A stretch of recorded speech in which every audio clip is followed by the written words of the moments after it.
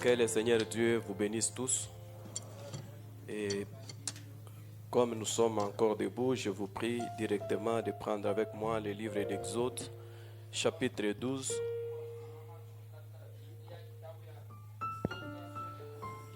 On va commencer au verset 29.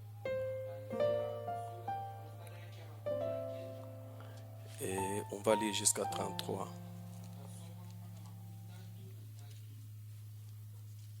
Exode 12, 29 à 33.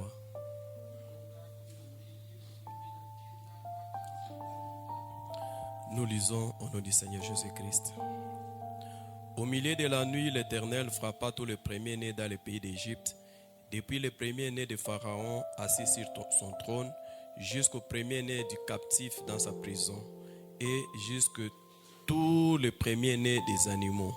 Pharaon se leva de nuit, lui et tous ses serviteurs et tous les Égyptiens, et eut de grands cris en Égypte, car il n'y avait point de maison où il n'eût un mort. Dans la même nuit, Pharaon appela Moïse et Aaron et leur dit: Levez-vous, sortez du milieu de mon peuple, vous et les enfants d'Israël. Allez, servez l'Éternel comme vous l'avez dit. Prenez vos brebis et vos bœufs, comme vous l'avez dit. Allez et bénissez-moi. Les Égyptiens pressaient le peuple et avaient hâte de les renvoyer du pays, car ils disaient: nous périrons tous. Que Dieu bénisse sa parole. Nous allons prier. Éternel Dieu, toi, l'auteur de cette parole que nous venons de lire, tu es l'auteur de la vie, Seigneur, qui est en nous ce matin. Dieu Tout-Puissant, tu nous as gardés en vie dans un but. Tu nous as gardés en vie, Seigneur, parce que tu n'avais pas encore fini avec nous. Tu nous as gardés en vie, Seigneur notre Dieu, parce que tu voulais que nous puissions en ces jours manifester encore ta présence et ta puissance sur cette terre. Et voilà pourquoi, Seigneur, tes enfants vivants, ils sont venus ici pour te rendre un culte. Ils sont venus pour t'adorer. Ils sont venus pour communier avec toi. Ils sont venus, Seigneur, pour t'entendre. Ils sont venus, Seigneur, recevoir une fois de plus les instructions pour le voyage. Que tu bénisses chacun de nous, Seigneur, et que tu bénisses, Seigneur, le service du début jusqu'à la fin. Sous le contrôle du Saint-Esprit, nous prenons, Seigneur notre Dieu, l'autorité sur tous les esprits ici présents. Puisse le Saint-Esprit régner, puisse le Saint-Esprit se mouvoir dans la salle, puisse le Saint-Esprit être dans chaque pensée, puisse le Saint-Esprit être au milieu de nous pour nous fortifier encore, Seigneur, alors que nous allons parler de ta part. Seigneur notre Dieu, nous avons lu ta parole. Nous te prions, toi l'interprète, de descendre, Seigneur, de l'interpréter à tes enfants. Dieu Tout-Puissant, tu nous as dit par la bouche de ton prophète qu'il y a 3 choses que nous ne devrions jamais faire: mal interpréter la parole, mal placer la parole et disloquer la parole. Seigneur notre Dieu, la pensée de l'homme, elle est tellement petite, Seigneur, qu'elle ne peut pas pénétrer ta pensée, ta parole, Seigneur Tout-Puissant. Mais l'Esprit de Dieu en nous va vivifier cette parole et va nous la donner, Seigneur, pour nous donner encore la vie dans les jours à venir. Que tu nous bénisses et tu nous fortifies, Seigneur. Entre tes mains, nous nous recommandons et nous te recommandons, Seigneur, partout où tes enfants se réunissent dans le nom du Seigneur Jésus-Christ pour parler de ta part. Merci notre Dieu. À toi l'honneur, la gloire d'éternité en éternité. Au nom de Jésus notre Dieu. Amen. Veuillez vous asseoir.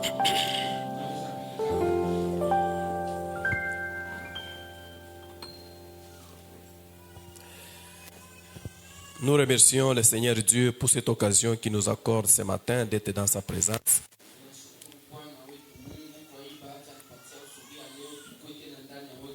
Et nous le remercions aussi d'avoir été avec Frère Yvon pendant ces quelques va-et-vient qu'il a fait entre Kolwezi et Lubumbashi.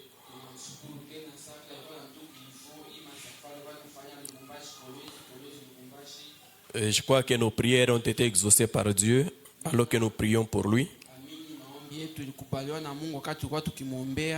Et parce que j'ai reçu quelques échos de Kolwezi là-bas. Un frère là qui me disait, en tout cas, je n'ai jamais entendu les choses qu'il a parlé ici.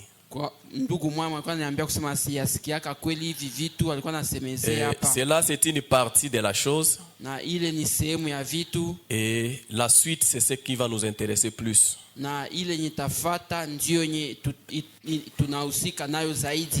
Parce que cette église-là, c'est notre église sœur. Elle a besoin toujours de nos prières. Continuons à prier pour eux, que Dieu les garde unis et que Dieu les garde dans l'amour.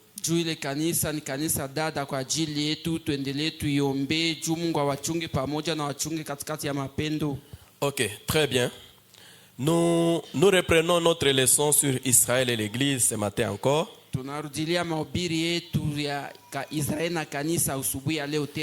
Et nous avons commencé depuis le début là-bas. Et le jeudi, nous avions parlé des conditions requises pour l'exode.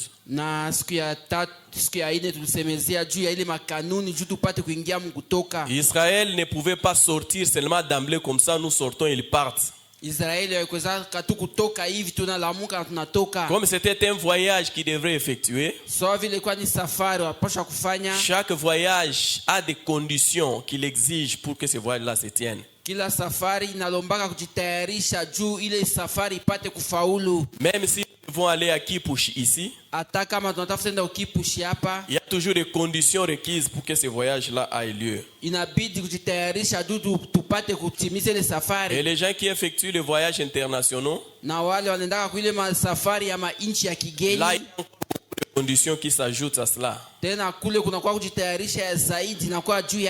Et nous avons vu avec les prophètes que l'une des conditions, parmi les conditions qui étaient exigées, il fallait d'abord avoir un endroit où quitter et un endroit où aller.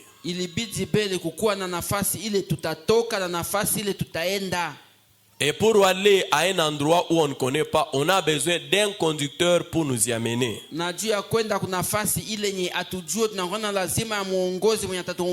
enfants d'Israël devraient quitter l'Égypte pour aller en Palestine, la terre promise. Ils devraient avoir un conducteur qui les mène dans ce voyage-là. Mais nous avons vu avec les prophètes qui ne pouvaient pas effectuer ce voyage-là aussi longtemps qu'il se plaisait à rester en Égypte.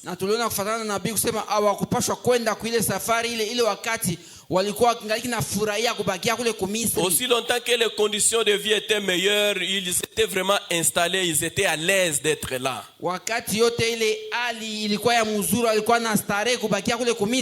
Parce que comme l'histoire nous le dit, à l'époque c'est l'Égypte qui était la grande nation du monde.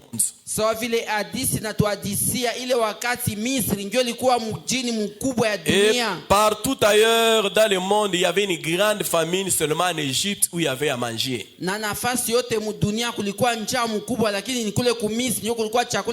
Alors dis-moi qui peut vouloir quitter les États-Unis pour venir habiter au Congo? Alors comme Dieu avait fait la promesse qu'ils allaient les ramener dans leur pays, il fallait que Dieu bouge, secoue les choses en Égypte pour qu'ils prennent l'Égypte en dégoût.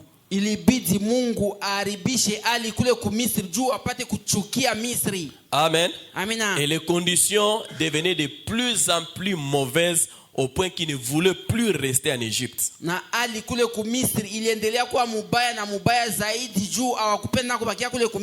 Alors, quand les conditions étaient détériorées avec ce nouveau pharaon-là qui ne connaissait pas Joseph,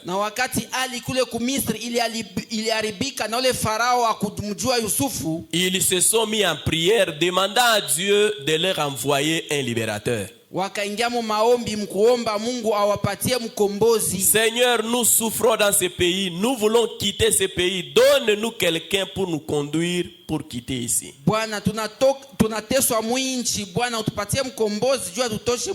Et Moïse est venu, il a fait tout ce qu'il pouvait faire.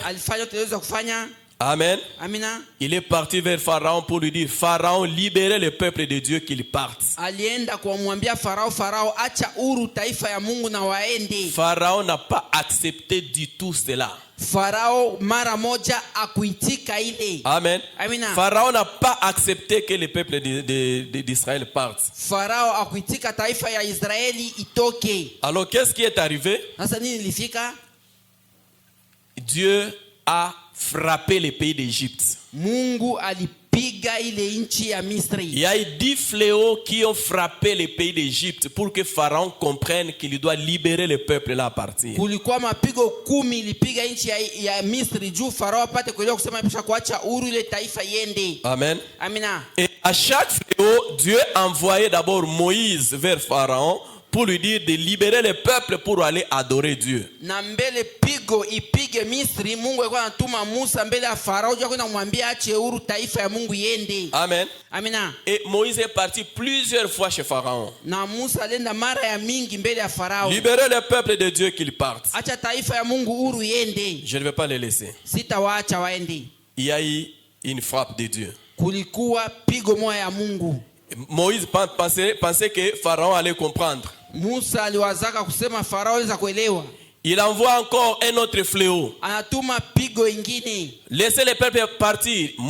Pharaon ne voulait toujours pas les laisser partir. Musa anamwambia acha taifa ya Mungu iende huru.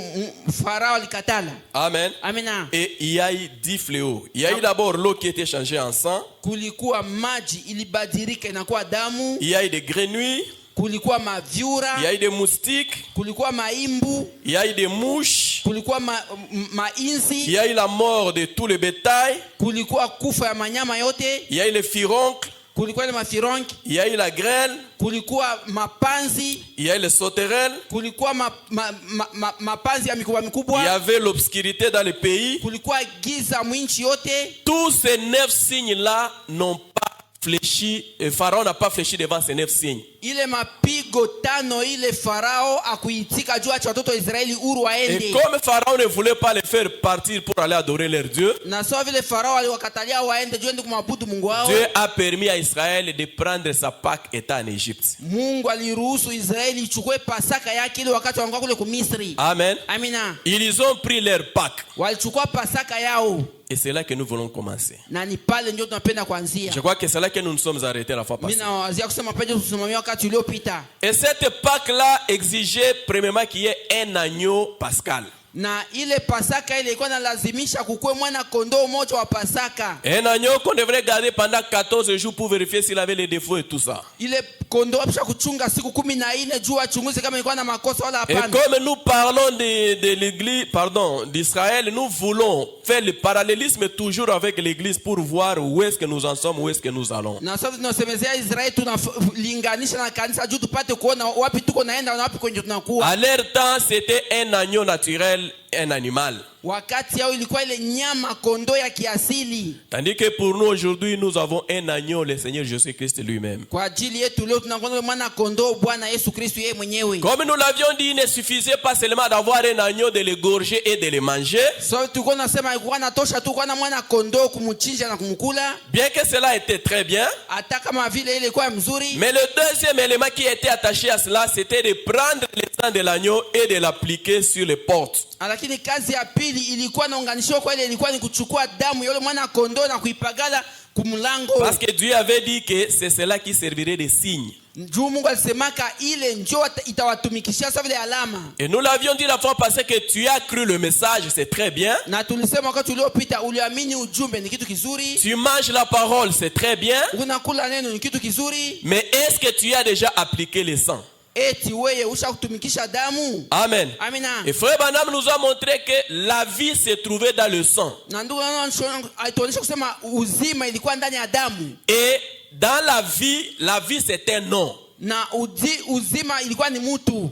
Amen. Amina. C'est un nom. Ilikuwa ni jina. Amen. Amina. Et nous aujourd'hui, na shie pia, après avoir mangé l'agneau, kisha ukula mwana kondoo, Amen. Amina. Après avoir accepté le Seigneur Jésus-Christ, Kisha ukubali Bwana Yesu Kristu, nous avons pris le nom de Christ. tulichukua jina ya Kristu. Nous sommes devenus des chrétiens. Tulikuwa wa Kristu. C'est une très bonne chose. Ni kitu kizuri. Maintenant, la question est la suivante. Sasa ulizo ni hii. Est-ce que la vie de Christ, elle est aussi à nous? Eti uzima ya Kristu inakuwa pia ndani mwetu. Amen. Amina. Parce que le sang appliqué, c'est la vie qui doit se manifester plus tard. Juu ile damu tunapagala ni uzima msha kuonekanishwa baadaye. Amen. Amina. Comme nous parlons de la libération d'Israël, Sauti kuna semezele kuachiwa huru ya Israeli. c'était un appel à sortir. Ilikuwa ni mwito ya kutoka. De même que l'église du Nouveau Testament est appelée aussi à sortir. So vile kanisa pia ya Agano Jipya inaitwa kutoka. Mais l'église du Nouveau Testament est appelée à sortir où et aller où? Lakini kanisa ya Agano Jipya inaitwa kutoka wapi na kwenda wapi?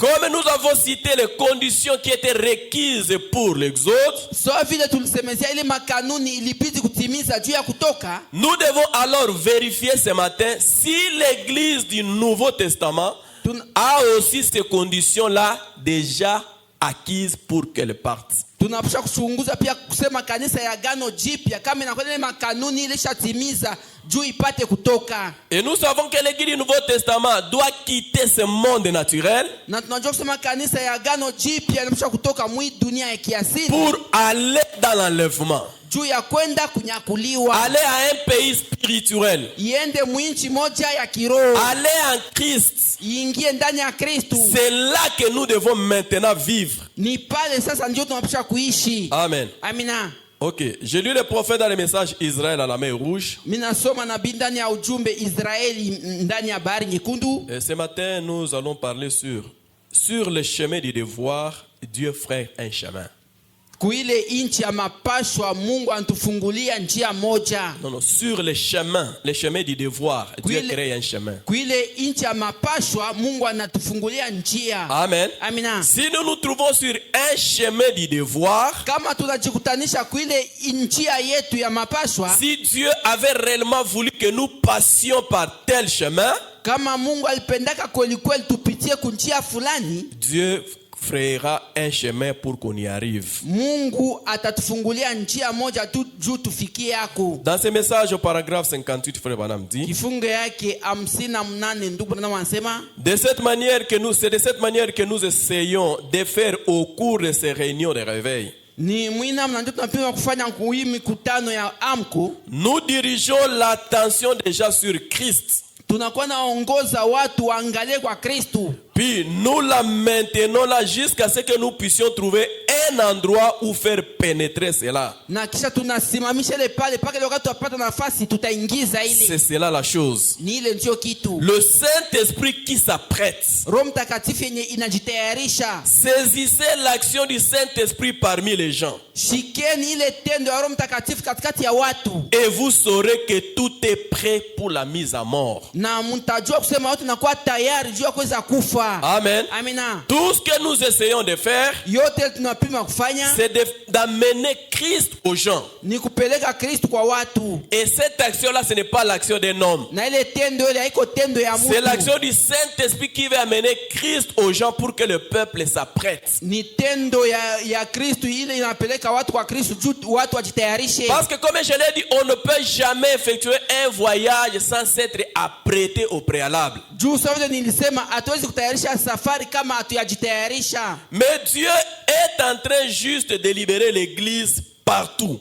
Lakini Mungu anakuwa anaacha huru kanisa fasi yote. Partout aujourd'hui, Dieu est en train de libérer l'église. Fasi yote leo Mungu anakuwa anaacha huru kanisa. Il la met en ordre maintenant pour qu'elle parte dans l'enlèvement. Inatengeneza kanisa hapa sasa juu kanisa ipate kunyakuliwa. Il doit lui donner la foi pour l'enlèvement avant qu'elle puisse participer à cet enlèvement. Anapaswa kupatia kanisa ile imani ya kunyakuliwa juu kanisa ipate kwenda mkunyakuliwa. C'est ça l'action du Saint-Esprit sur l'église. Ile ndio tendo ya Roho Mtakatifu juu ya kanisa. Le Saint-Esprit est en train de mettre l'église en ordre. Roho Mtakatifu inakuwa natayarisha kanisa. Mettre l'église en ordre, ce n'est pas seulement placer les diacres, les administrateurs et consorts. Kutayarisha kanisa iko kutia washemasi na wazamini na vinginevyo. Bien que cela soit une partie de l'ordre dans l'église locale. Hata kama ile ni sehemu ya mpango ya kanisa na ya nafasi. Mais l'ordre dans lequel le Saint-Esprit est en train de placer l'église. Lakini mpango mule Roho Mtakatifu inakuwa natia kanisa. Le Saint-Esprit amène l'église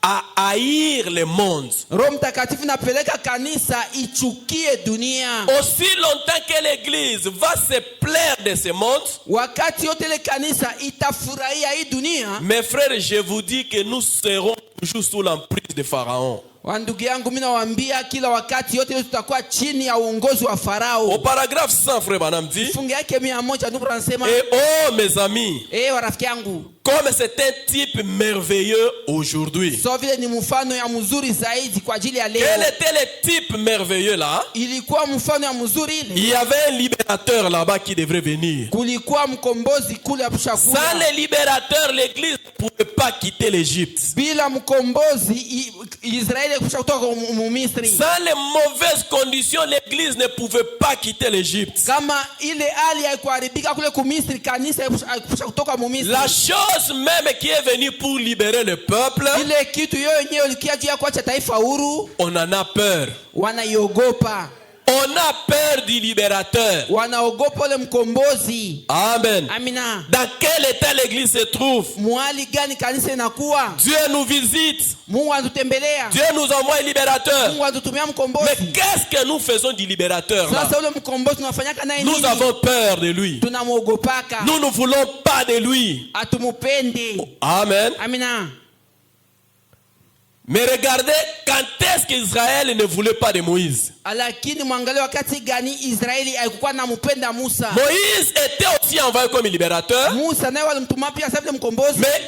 Mais Israël n'a pas aimé Moïse. Lakini Israeli haikumpendaka Musa. Amen. Amina. Dans un premier temps, ils n'ont pas aimé Moïse. Wengine hawakumpendaka Musa. Quand il a trouvé deux Israéliens qui se battaient, wakati kutanishaka wale watoto wawili wa Israeli, il a voulu les départager. Alipenda kuachanisha. Qui t'a établi chef sur nous? Wakamwambia nani akutia ukwe chef juu yetu? Qui t'a établi chef sur nous? Nani akwambia ukwe chef juu yetu? Tu veux me tuer comme tu as tué les Égyptiens? Unapenda kuniua sababu ile uliwako yule mwana wa Misri? Il n'était pas encore prêt pour le départ. Walikuwa yakuwa tayari juu ya kutoka. Amen. Amina. Il n'était pas encore prêt pour le départ. Walikuwa yakuwa tayari juu ya kutoka. C'est pourquoi il n'a pas voulu voir Moïse. Ndio maana akupenda kumuona Musa. Et si l'église aujourd'hui a peur du Saint-Esprit, na kama kanisa leo inaogopa Roho Mtakatifu, c'est-à-dire elle n'est pas encore prête pour le voyage. Ni kusema kanisa ya leo nayo pia yakuwa tayari juu ya safari. Et frère Branham dit, na ndugu anasema, il y a les gens qui disent, kuna watu wanasema, frère Branham, je ne veux pas recevoir le Saint-Esprit. Parce que si je le reçois, il va me conduire d'une certaine manière. Ataniongoza namna moja hivi. Amen. Amina. Tu n'es pas encore prêt pour le voyage. Au yakuwa tayari juu ya safari. Amen. Amina. Attendez encore un tout petit peu. Ongojea tena wakati kidogo. Les conditions vont encore s'empirer davantage. Hali itakuwa mubaya zaidi. Et tu vas vouloir ce Saint-Esprit. Na utapenda kupata ile Roho Mtakatifu. Amen. Amina. C'est lui qui nous amène la vie. C'est lui qui veut nous faire sortir de cette condition ici. Nous ne voulons pas du Saint-Esprit. Non, frère Branham. Il va me faire balbutier. Il va me faire baver devant les gens. Il va me faire me comporter d'une certaine manière. Mais oui, sur le premier Saint-Esprit, quand il est venu sur les gens, il les a amenés à se comporter d'une certaine manière. Lorsqu'il reviendra aujourd'hui, il amènera les autres à se conformer comme les autres là. Quand il était venu là, il avait amené l'unité dans l'église. Quand il est venu là, il a amené la communion dans l'église. Mais toi tu dis je ne veux pas le Saint-Esprit. Et tous ces petits ils vont me prendre comme leur ami. Amen. Dans le message les signes, frère Branham dit 300, 436, 437. 436, Tandis que les enfants d'Israël étaient assis là, wakati watoto wa Israeli walikuwa wanakala et qu'au pale, même moment dans la rue, on poussait des hurlements na wakati mmoja wa barabara walikuwa wanapaza masauti, et n'avait aucun souci à faire. wao walikuwa wanahangaikia ile. Seulement, il fallait être bien sûr que le son, les signes étaient bien visibles. Lakini walipaswa kuwa tunahakikisha kusema alama ile damu ilikuwa inaonekana na watu wote. Et Na c'est la seule chose que nous devons nous soucier en ce moment. na ni kitu tu kimoja kile tunaweza kuhangaikia hapa sasa. Il y a de l'orage dans l'air. Kuna kama wimbi mle mwanga. Mes amis, Warafiki yangu, ça ne va pas tarder. haitagawia. Le malheur est en train de frapper, vous le savez. Ole inakuwa ikipiga, mnaijua. Soyez tout à fait sûr que le signe est bien visible. Mukwe na hakikisho kusema alama iko Et naonekana. le signe est le Saint-Esprit. Na alama na Roho Mtakatifu. Car nous avons tous été baptisés d'un seul esprit Kwani tulibatizwa sote mroho moja pour former un seul corps bila kutunga mwili et mmoja rendu participant de sa gloire. na kutifanya wale kusherehekea En route maintenant vers notre demeure, tunakosa munjia tukienda kuile makao yetu vers la terre promise. kule kuinchi ya malako. Branham dit que ça ne va pas tarder. Branham anasema haitagawia. Il y a déjà les malheurs qui viennent, mes amis. Kulinakuwa ole nakuwa munjia Les tunakuya. atrocités viennent. Ile mateso nakuya. Amen. Amina. Pharaon va encore durcir le traitement contre nous. Farao tena atakaza ile mateso yongezeke juu yetu. Amen. Amina. Israël, quand il y avait les tueries de première-nés en Égypte, Israeli wakati wale wazaliwa wa kwanza walikuwa nakufa kule kumisri, ils étaient tranquilles.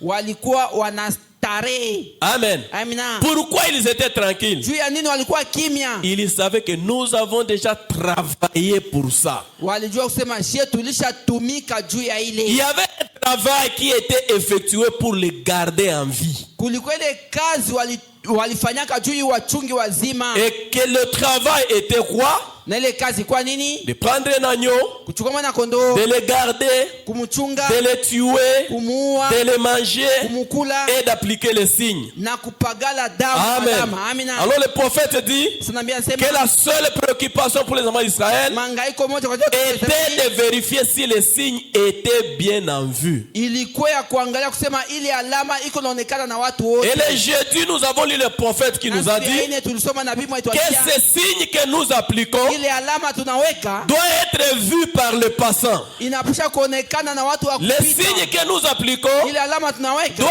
être vu par les gens avec lesquels nous parlons. inapasha kuonekana na wale watu tuko nasema Les nao. signes que nous appliquons Ile alama tunaweka doit être vu par les gens avec lesquels nous traitons. inapasha kuonekana na wale watu tunatumikaka nao. Amen. Amina. Dans mon quartier, Munafasi mimi naishi les gens avec lesquels je vis, wale watu mimi naishi nao ils doivent témoigner. wamsha Alors kushuhudia celui-ci, huyu il n'est pas comme moi. yeye haiko sawa mimi. Au travail où je suis, Kazi kwenye niko mes collègues doivent témoigner.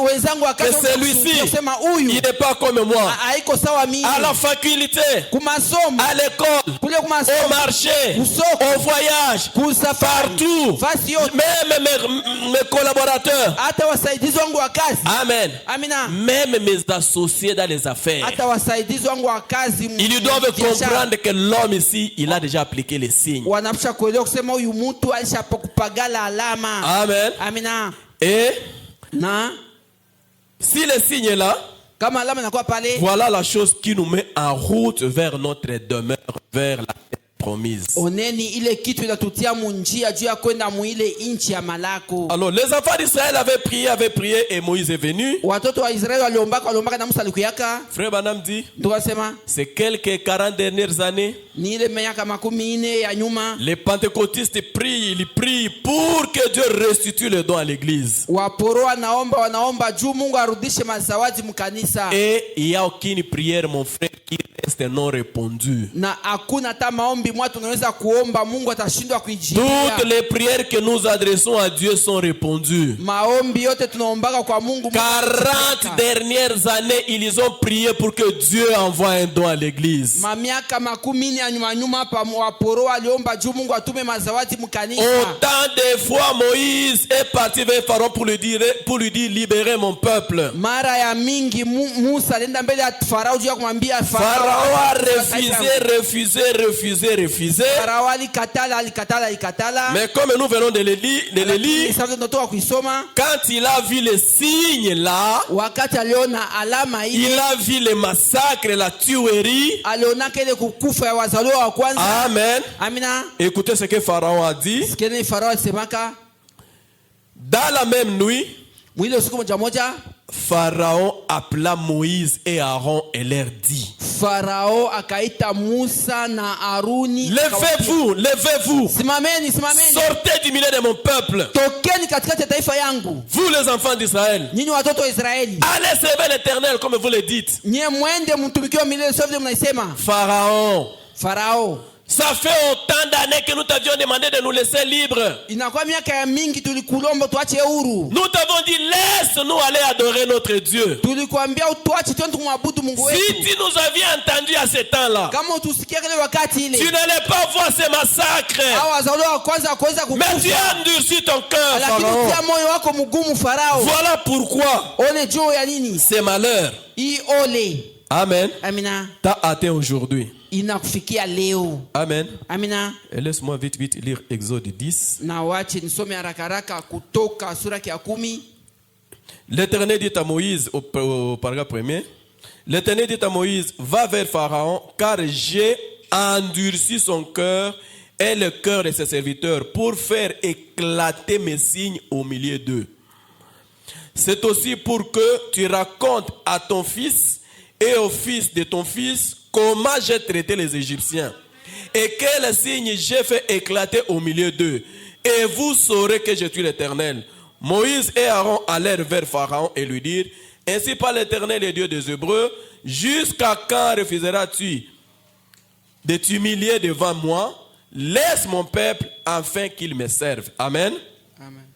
Ici au paragraphe 1er, nous avons vu que c'est Dieu qui a endurci le cœur de Pharaon. Ni Mungu ndio atia kusema moyo wa Farao kwa mgumu. Amen. Amina. Dieu regardait la souffrance de son peuple. Mungu alikuwa anaangalia mateso ya taifa yake. Mais au lieu d'adoucir le cœur de Pharaon, qu'il le laisse partir, Bali aache roho ya Farao kwa wazi awaache waende. Dieu a endurci son cœur pour qu'il le maintienne toujours sous son emprise. Mungu alifanya roho ya Farao ikuwe mgumu juu wachunge. Et ils sont restés là. Na walibakia pale. Alors Dieu dit: ndio pale Mungu anasema, j'ai laissé cela dans un but. Niliacha ile juu ya kifukuzio fulani. Amen. Amina. Pour qu'il voie ma main puissante. Juu apate kuona mkono yangu ya nguvu. Pour qu'ils racontent cela à leurs enfants et aux enfants de leurs enfants. Juu apate kwa mbele kwa watoto yao na kwa watoto ya watoto yao. Pour qu'ils comprennent comment moi Dieu je peux agir. Juu apate kuelewa namna gani mie Mungu ninaweza kutenda. Amen. Amina. Mais nous savons que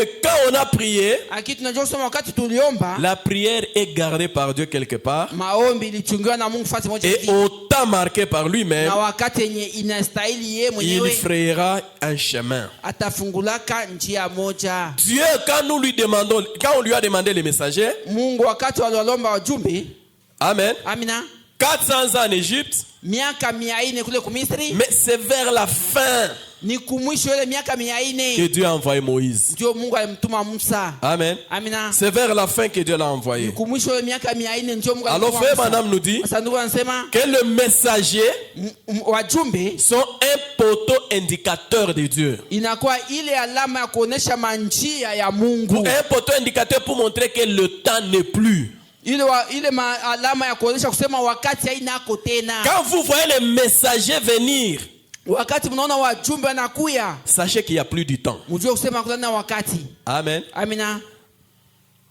Dans les messagers du soir, 17 janvier 63, paragraphe 102 jusqu'à 107. Bon, maintenant, remarquez, vous devez tous vous rappeler ceci, que Dieu ne change pas. Il est le Dieu immuable. Le temps change, les gens changent. Dieu est infini, il ne peut pas changer. Il doit demeurer le même hier, aujourd'hui, éternellement. Il doit toujours le demeurer. Et si nous croyons que ceci est la parole de Dieu, nous pouvons placer notre confiance dans tout ce qu'il a dit. tunaweza kutia matumaini yetu yote kukile Mungu alisema. Vous voyez? Munaelewa? Eh bien, Mzuri. vous voyez là comment vient son message. Munaona pale namna gani ujumbe yake inakuya. Comment il envoie son message. Namna gani anatuma ujumbe yake. Il ne peut pas changer cela. Hawezi kubadilisha hiyo. C'est ce qu'il a toujours fait. Ndio ile anafanya kile Il doit rester toujours le même. amshobakia vile moja C'est de moja. cette façon qu'il le fera toujours. Ile namna unaona yote ifanyaka. Maintenant, rappelez-vous. Sasa kumbukeni. Quand le fait-il? Sasa anafanya nini? Quand? Wakati anaifanyaka? Wakati gani anaifanyaka? Juste avant la destruction. Mbele ya kuharibisha. Juste à la fin de l'âge. Ni mpaka kumwisho ya kizazi. C'est à ce moment-là qu'il envoie son message pour appeler son peuple à sortir. Ile wakati yeye anatumaka ujumbe yake juu ya kuita taifa yake itoke. Les gens les confondent toujours et les y voilà. Watu wanafaa kuitia mvurugo na oneni wao. Eh bien, au temps de Moïse, Wakati wa Musa, amen, amina, les croyants furent sauvés. waamini waliokolewaka. Les incroyants périrent. Na wale ukosa kuamini walikufaka. Amen. Amina. Branham dit que Dieu ne change pas sa façon de faire. Branham anasema Mungu abadilisha nafasi yake. Là-bas, il a envoyé les messagers vers la fin de l'âge. Kula itumaka wajumbe kumwisho ya kizazi. Et ici, il envoie les messagers à la fin de l'âge encore. Na hapa pia natuma tena mjumbe wa mwisho ya kizazi pia. Amen. Amina. C'est comme ça qu'il agit. Ni vile nyo anatumikaka. Quand Moïse était là, Wakati Musa alikuwa pale, la sortie était imminente. kutoka ilikuwa ya haraka ya rafu. Amen. Amina. Branham nous dit Branham anatuambia que nous devons voir ce que Dieu a fait avec l'église, avec Israël. C'est ce qu'il doit faire avec l'église. Tosha kuona ile Mungu alifanyaka na Israeli ndio atafanyaka na kanisa. Mais il dit Anasema que les gens confondent les choses. watu wanaoikaka mvurugo vitu. Il dit Anasema et les y voilà. na uwaoneni. Est-ce que là il présentait encore les Israélites de ce temps-là? Eti pale kwa wana wa Israeli wale wakati Les là que Branham parlait, c'est nous. ile uwaone nishie. Nous en sommes arrivés au point de confondre les choses. Tunafikiria mu vitu ya kukosa kuona mzuri vitu. Nous pensons que Branham est venu pour commencer une nouvelle religion. Sisi tunawazia kusema Branham alikuja juu ya kuanza dini mpya. Amen. Amina. Branham n'est pas venu pour que nous construisions les églises et tout Branham ça. hakuja juu tujenge makanisa na vingine. Mais nous devons comprendre que Branham est venu juste pour l'exode d'aujourd'hui. Tunapaswa kuelewa kusema Branham alikuja juu ya kutoka ya leo. Nous n'allons pas nous plaire d'avoir les prophètes parmi nous Hatutafurahi kuwa na nabii katikati yetu. et ne sachant pas pourquoi le prophète est venu. Na atujue juu ya nini nabii Le alikuja. prophète n'est pas venu nous amener de nouvelles histoires, Nabii akuja kutuletea vitu ya mpya mpya. mais il est venu nous dire qu'il est temps de quitter ce monde, d'aller vers notre pays. Lakini akuja kutuambia ni wakati nenea kutoka mwi dunia twende mwinchi yetu. Ne confondons pas cela. Tusiwekele mumuvurugo. Amen. Amina. Amen. Ceux qui crient le message de Moïse, Wale waifaa kuamini ujumbe ya Musa, message venant de Dieu, ile ujumbe kwa natokea kwa Mungu. ils n'auraient pas cru si Moïse n'avait pas été confirmé par Dieu. Hawakuweza kuamini ile ujumbe ya Musa kama Musa kuweza kuhakikishiwa na Mungu. Et si Moïse n'avait pas prouvé qu'il avait la parole de Dieu. Na kama Musa kuweza kuonesha kusema kwa na neno ya Mungu. Cela faisait de lui un prophète. Ile ndio ilikuwa inamfanya yeye akuwe ule nabii. C'est la confirmation de son message Ni ile kuhakikishwa ya ujumbe yake. qui a donné la foi aux gens. Ndio ipatia watu imani. C'est la confirmation de son message Ni ile kuhakikishwa ya ujumbe yake. qui nous a témoigné que réellement Moïse était un prophète. Ndio tuhakikisha kusema kabisa Et regardez aujourd'hui, na mwangalie leo. le message que nous avons reçu Ujumbe tupokelea. a-t-il été confirmé par Dieu? Eti ilihakikishwa na Mungu. S'il a été confirmé comme vous le dites, Kama ilihakikishwa sasa vile mnaisema. à quelle heure sommes-nous? Sasa tunakuwa wakati gani? Quelle est ta condition ce matin? Sasa hali yako ni hali gani? Si les messages et les messages ont été confirmés par Dieu, Kama ujumbe na mjumbe ilihakikishwa na Mungu. où est-ce que nous en sommes? Sasa tunafikia wapi? Que faisons-nous avec les messages? Tunakuwa tunafanya nini na ujumbe? Amen. Amina. Nous prenons les messages seulement comme argument dans les discussions. Tunachukua tu ujumbe sio maneno ya kujisemezea nayo maubishi. Amen. Amina. Comme nous l'avions dit la fois passée, Daniel avait promis que les gens qui liront ces paroles, Sawa vile tulisemaka wakati uliopita, Daniel semaka watu wenye watasomaka hii maneno. Amen. Amina. La connaissance déjà allait augmenter.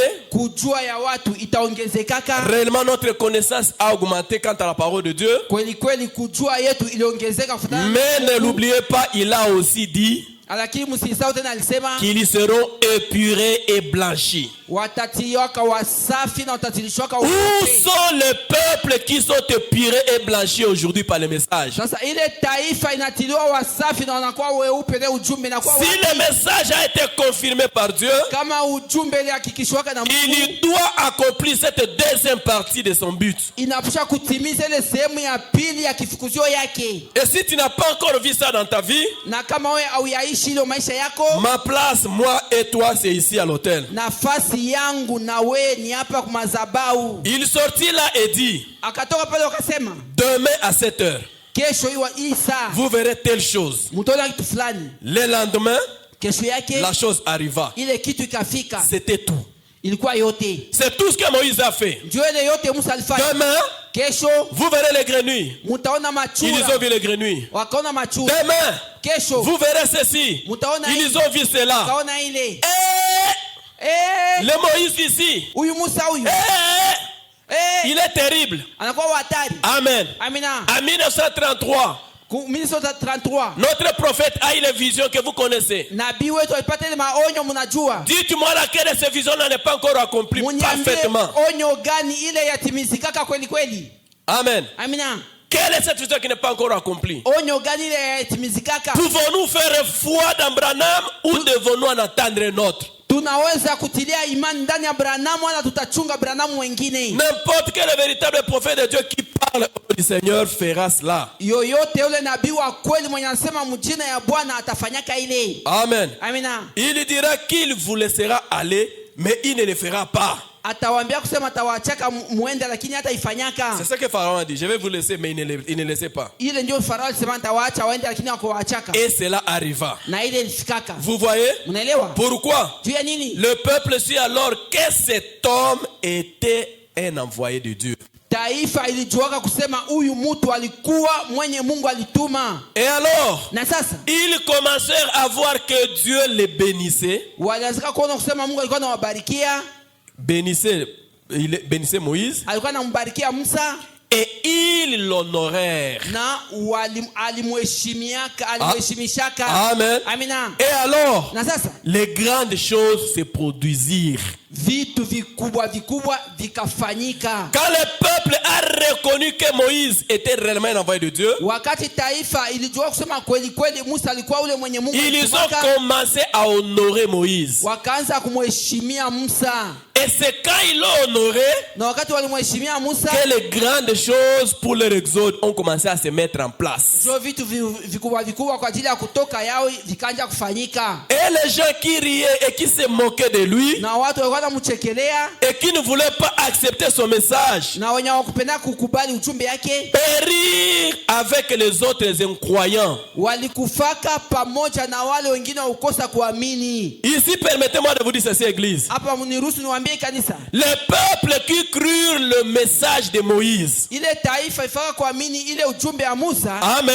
Amina. C'est le peuple là qui fut sauvé. Ni ile taifa ndio iliokolewaka. Les autres croyaient en Jéhovah. Wale wengine walikuwa naamini kwa Yehova. Ils croyaient. Walikuwa naamini. Mais ne pas croire le message de Moïse, lakini sasa walikosaka kuamini ujumbe les rendait des incroyants pour ce jour-là. Ndio iliwafanyaka wakuwe wale ukosa kuamini wa ile siku ile. Être incroyant aujourd'hui, lakini kukuwa muamini leo, être incroyant aujourd'hui, kukuwa muamini leo, muta shambini leo, si quelqu'un ne croit pas aujourd'hui, c'est la personne qui ne croit pas le message de Dieu pour aujourd'hui. ni ule mtu mwenye aamini ujumbe leo kwa ajili ya. Mais les croyants sortirent et entrèrent dans la terre promise. lakini waamini walitokaka na wakaingia nchi ya malako. Écoutez, sikieni, ils partirent sous la conduite du message oint du messager. Walitokaka chini ya ile ujumbe iliyopakaliwa ya mjumbe. Amen. Amina.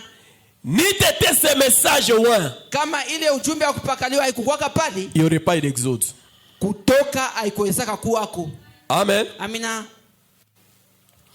C'était un message de délivrance selon lequel Dieu avait promis qu'il les ferait sortir pour les amener dans un pays où coulait le lait et le miel. Ilikuwa ujumbe ya kutoka ile Mungu aliwalaga kusema wazao kutoka juu aende kuingia mwile inchi mnatiririka maziwa na asali. Et il en fit ainsi. Na ilikuwa kavile. Parce que Dieu l'avait déjà dit. Juu Mungu alikuwa Et shesema. Moïse est venu et a été confirmé comme étant le messager de ce jour-là. Na Musa alikuyaka na alihakikishwa kama vile mjumbe ile siku ile. Amen. Amina. Branham dit. Branham anasema. Eh bien, Mzuri. sera là la chose vraiment claire pour nous. Pale ndio ile kitu ya uwaziwazi takuwa kwa ajili yetu. Amen. Amina. C'est là. Ni pale. Rend la chose vraiment claire pour nous. Ndio inafanya kitu ikuwe ya waziwazi kwa ajili yetu. Qu'est-ce qui est rendu clair pour nous? Nini inakuwa ya waziwazi kwa ajili yetu? Que le message word d'aujourd'hui, Kusema ule mjumbe waliopakaliwa, ile ujumbe uliopakaliwa ya leo, c'est le message qui nous amène dans la sortie. ni ujumbe natupeleka mkutoka. C'est le message word d'aujourd'hui Ni ile ujumbe uliopakaliwa ya leo qui nous amène dans la terre ndio promise. tupeleka mwinchi ya malako. Mais ayez toujours la chose à l'esprit, Lakini mkwenye ile kitu muro que le messager vienne toujours vers la fin de l'âge. kusema mjumbe na kia kila wakati mwisho ya kizazi. Amen. Amina. Dans le message questions et réponses sur le sceau, paragraphe 53, le prophète nous dit ceci. Ndani ya ujumbe swali na majibu juu ya miuri ukurasa yake 50 nabii anatuambia hivi. Mais à la fin de l'âge, Akikumbusha ya kizazi, la même façon que sont terminés tous les âges. mavizazi yote iliisha munamna moja moja. Là, nous voyons que c'est là alors que le messager est envoyé. Ni pale ndio tunaona sasa kusema mjumbe wanamtuma. Amen. Amina. Nous voyons que tous les messagers de Dieu sont envoyés à la fin de l'âge. Tunaona kusema wajumbe wote wa Mungu walitumiwa ni kumwisho ya vizazi. Est-ce que nous aussi nous sommes à la fin de l'âge, frère Branham? Eti na shetu tuko mwisho ya kizazi ndugu Branham. Pourquoi crier parle? Ndani ya mahubiri juu ya nini walalamika sema 4 octobre 59, paragraphe 19. tarehe 4 mwezi wa 10 mwaka wa 59 kifungi yake ya 19. C'est notre délivrance. Ni ukombozi wetu. Moïse était un poteau indicateur de la délivrance d'Israël. Musa alikuwa ile ubao ya kuonesha njia juu ya kutoka ya ukombozi wa wana wa Israeli. Conformément à la parole de Dieu. Kufatana na maneno ya Mungu. Amen. Amina. Moïse était un signe de délivrance. Musa alikuwa ile alama ya ukombozi. Branham dit, Branham sema le temps est proche. wakati inakaribia. Dieu a envoyé Moïse. Mungu alituma Musa. Il était la lumière de Dieu pour ce jour-là. Alikuwa nuru ya Mungu ile Amen. siku ile. Amina. Et aujourd'hui, Na leo le temps est proche. wakati inakaribia. Les bombes atomiques sont prêtes. Magombora inakuwa tayari. Le monde va bientôt voler en éclats. Karibu hapa dunia wataichoma moto. Avec de la cendre sur toute la terre. Na vumbi kudongo yote. Rien que de la cendre volcanique. Ni paka ile majifu ya Le volcan. temps est proche. Wakati inakaribia. Et Dieu a promis Na Mungu alilaga qu'il répandrait son esprit kusema atasamashaka et yake fera sortir son église. na atatoshaka kanisa yake. Église, Kanisa le temps est proche. wakati inakaribia. Et qu'est-ce que Dieu a Na promis? nini Mungu alilaga nini? Qu'il allait envoyer un prophète. Kusema atakutumiaka nabii. Amen. Amina. Avant que le jour de l'Éternel arrive, Juu ile siku ya milele ifike. je vous visiterai. Tawatembeleaka. Je vous enverrai un prophète. Watumiaka nabii. Et quand nous regardons la condition du monde, Naangalia hali ya dunia. il y a les bombes atomiques partout. Kunakuwa magombora. Aujourd'hui, même les petites nations Leo hata mainchi ya kidogo kidogo ont un programme d'enrichissement en uranium. wanakuwa na ile mambo ya kujitafutia ile mauranium. L'Iran, Iran, et la Russie, Rusi, et c'est pas moi, la Syrie, hata Syria, tous ces pays-là. ile mainchi yote ile. Amen. Amina. Et qu'est-ce que cela amène? Na ile inaleta nini? Ça amène à la peur. Inaleta boka. Amen. Amina. Tout le monde a peur de tout le monde. Watu wote wanja kuogopa watu wote. Amen. Amina. Les États-Unis regardent la Corée. Marekani inaangalia Korea. Est-ce que la Corée ici, Eti Korea hii si je les attaquais, kama nawashambulia est-ce qu'ils n'ont pas? eti hawana na uranium ile. Ils tournent. Wanageuka. vers le Kiba. wanaangalia Kiba. Ah, est-ce que c'est ici? Tout le monde a peur de tout le monde. Watu wote wanaogopa watu wote. Amen. Amina. Regardez la coalition aujourd'hui qui combat la Russie. Mwangalie ile muungano ile inakuwa ikipiganisha Rusi. Pourquoi ils ne savent pas vaincre la Russie aujourd'hui? Juu ya nini hawajue kumuwina Rusi leo? Amen. Amina. La Russie a aussi des armes de destruction massive. Ile Rusi inakuwa pia na ile magombora ya kuteketeza. Alors ils observent. Wanaangarishisha mzuri. Si nous attaquons avec ça, kama shie tunawashambulia na hii, et ce sont des barbares, wao ni wajambazi, ils peuvent d'un coup. wanaweza tu mara moja. Alors attendons d'abord. Tuongoje mbele. Mon frère, ndugu yangu, ma soeur, dada yangu, je ne sais pas combien de temps nous reste, sijue wakati gani inatubakilia, mais qu'à cela ne tienne, lakini hata kama ile haina yako, on n'a pas besoin de connaître le temps. hatuna na lazima kujua wakati. Chacun de nous a besoin de connaître où est-ce qu'il se trouve en ce moment précis. Kila umoja wetu una lazima ya kujua pale kwenye anashimamia hii wakati. Et le Saint-Esprit est ici, Na Roho Mtakatifu nakuwa hapa, représentant cela par les miracles et les prodiges.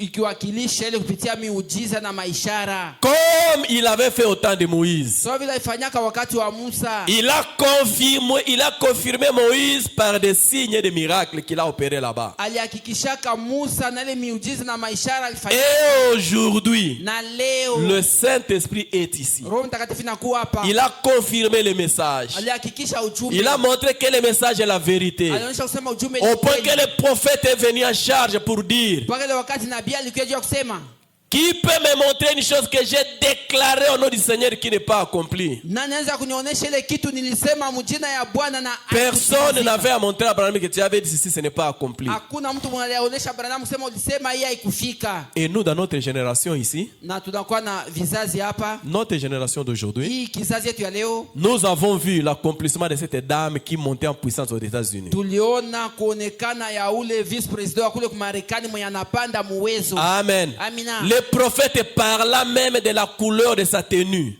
Nabii akisemezea hata ile nguo ya rangi ile atavala. Je crois que c'était en 63. Mimi nawazani mwaka 63. Église, où en sommes-nous? Kanisa tunafikia wapi? Est-ce que le temps pour notre exode? Lakini wakati kwa ajili ya kutoka yetu, Est-ce que les conditions de l'exode sont réunies? eti mahali juu ya kutoka ishatimizika. Il y a quelques conditions qui sont là. Kuna kuwa mahali moja na kuwa Il y a pale. peut-être des petites choses qu'il faut juste régler pour que la chose arrive. Saa zingine kuna kwa mavitu ya kidogo inabidi kutengeneza juu vitu vifike. Le pays est là. Inchi inakuwa hapo. Le millénium. Miaka 100 inakuwa Le hapo. prophète est là. Nabii anakuwa hapo. Le message est là. Ujumbe inakuwa hapo. L'agneau est là. Mwana kondoo anakuwa hapo. Amen. Amina. Est-ce que le signe aussi est déjà là? Eti alama nayo ishakuwa hapo. Amen. Amina.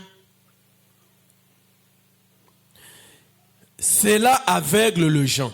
Ile inapofusha watu. L'évangile aveugle toujours les gens Injili kila mara inapofushaka watu. s'ils n'ouvrent pas leurs yeux. Kama watu wafungule macho yao. Soit vous marchez, Wala mnatembea. soit il aveugle les gens. Wala inapofusha watu. Oui. Ndio. Chaque fois dans la Bible, Kila mara mbiblia. quand Dieu a envoyé un messager Wakati mwana kutuma et mjumbe. que ce messager a été reçu, Na ule mjumbe kwa mpokelea.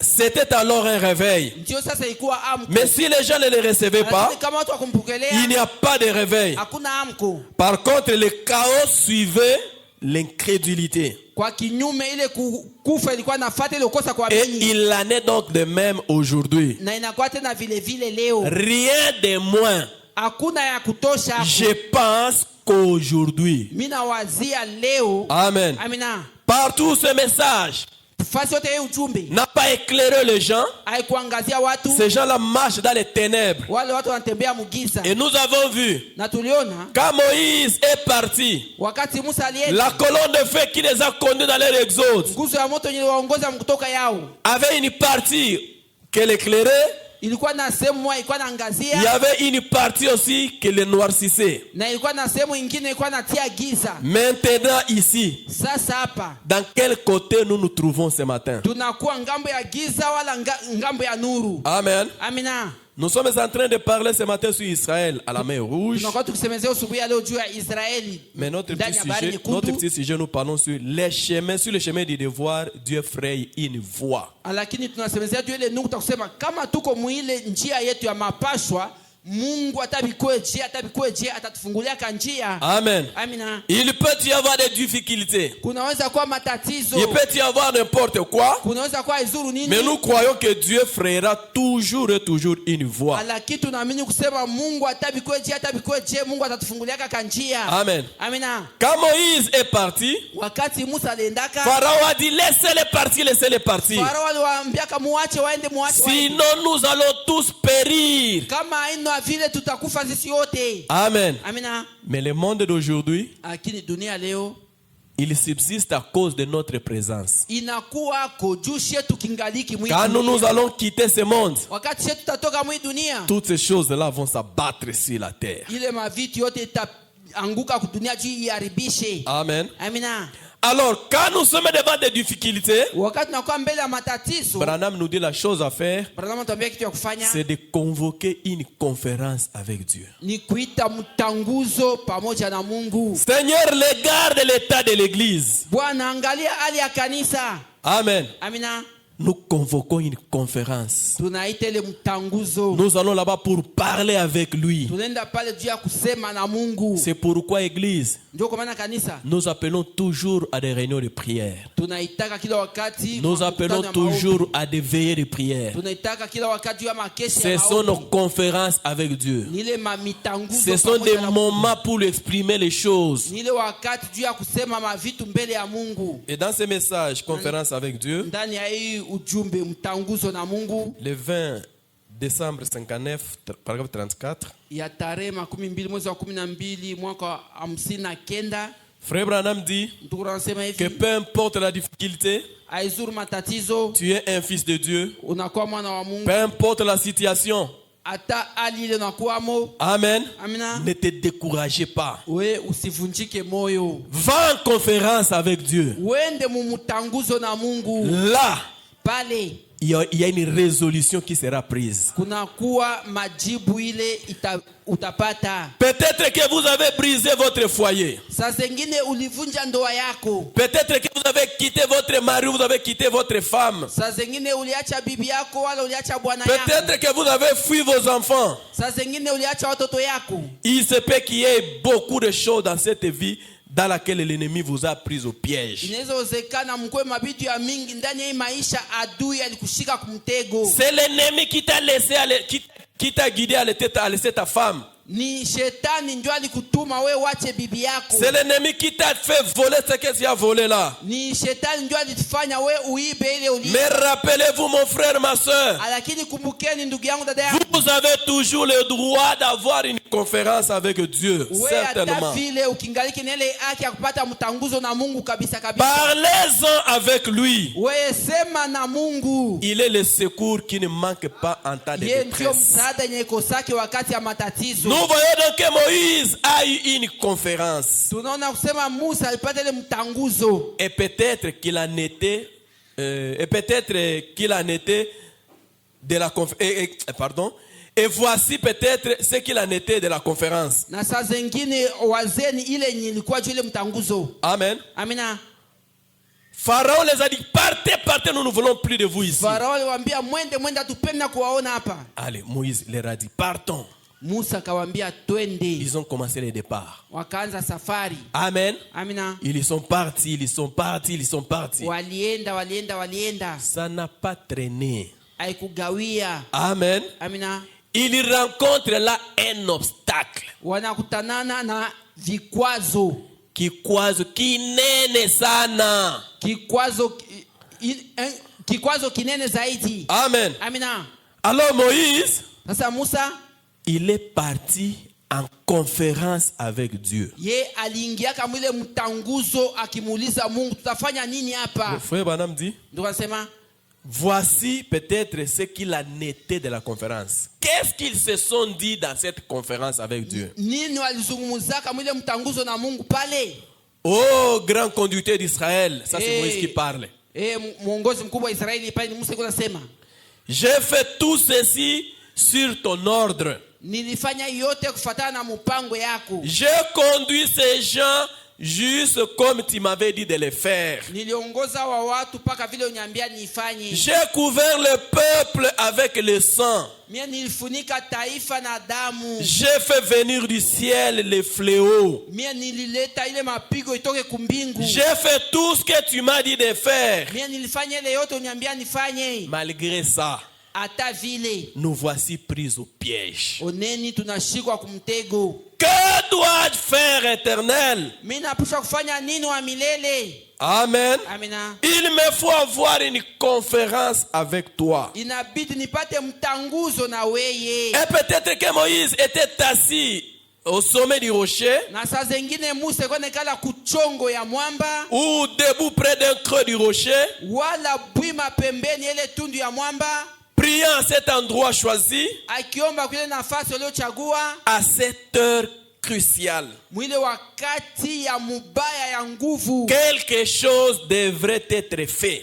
Kitu moja kilipaswa kufanyika. Sinon, Kama iko vile ils allaient être écrasés sous les roues des chars de Pharaon. wote walipaswa kusagiwa chini ya ile magari ya vita ya Ces Farao. derniers allaient rouler sur tous les petits Hébreux. Farao itafuta kusaga wale watoto wa Ibrania wote. Tous ces petits enfants allaient avoir des têtes écrasées sur une pierre. Wale watoto wote walipaswa kuwa na vichwa wanaisaga kulichiwe. Et leurs mères allaient être éventrées Na wa mama yao matumbo ipaswa kupasuliwa et violées. na kuwabaka. Et les pères massacrés. Na wababa walipaswa kuwaua. C'était une heure cruciale. Ilikuwa wakati ya mubaya zaidi. C'était une heure critique. Ilikuwa wakati ya mubaya zaidi. Amen. Amina. Et pendant que tu traverses l'heure la plus cruciale dans ta vie, Na ile wakati na wewe uko unapitia mu wakati ya mibaya maisha yako. je te demande d'examiner. Mimi nakulomba uangarishishe. Est-ce que tu as fait selon que Dieu l'a voulu? Eti wewe ulifanya kufuatana vile Mungu alifanya? Amen. Amina.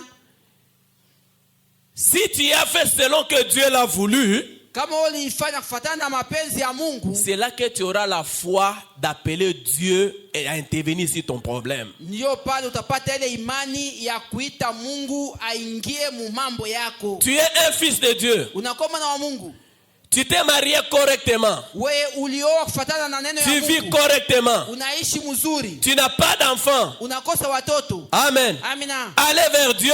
Wende kwa Mungu. Dis-lui, Seigneur, Mwambie Bwana, j'ai fait tout selon ta parole. mie nilioa bibi yangu kufuatana na neno yako. Mais où es-tu? Sasa unakuwa wapi? Amen. Amina. Dans tes affaires. Ndani ya makazi yako. Amen. Amina. Tu as fait tout selon la parole de Dieu. Ulifanya yote kufuatana na neno ya Mungu. Amen. Amina. Tu apportes tes dîmes et tes offrandes à l'église. Ulipeleka mache 10 na masadaka yako Tu ukanisa. soutiens l'œuvre de Dieu. Unasaidiaka kazi ya Mungu. Tu soutiens les enfants de Dieu. Unasaidiaka watoto ya Mungu. Tu prends soin de ta maison. Unahudhuriaka nyumba yako.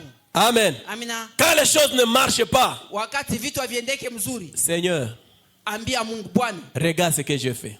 angalia ile nilifanya. Je l'ai fait selon ta parole. Nilifanya kufuatana na Pourquoi il y a tout ceci? juu ya nini vitu haviendeke? Amen. Amina. Si c'est réellement selon la parole, Kama ulifanya kabisa kufuatana na neno, Dieu va intervenir. Mungu atakuya kuingia mu mambo. Si c'est réellement selon la parole, Kama ulifanya kabisa kufuatana na Dieu va agir. Mungu atakuya kutenda. Amen. Amina.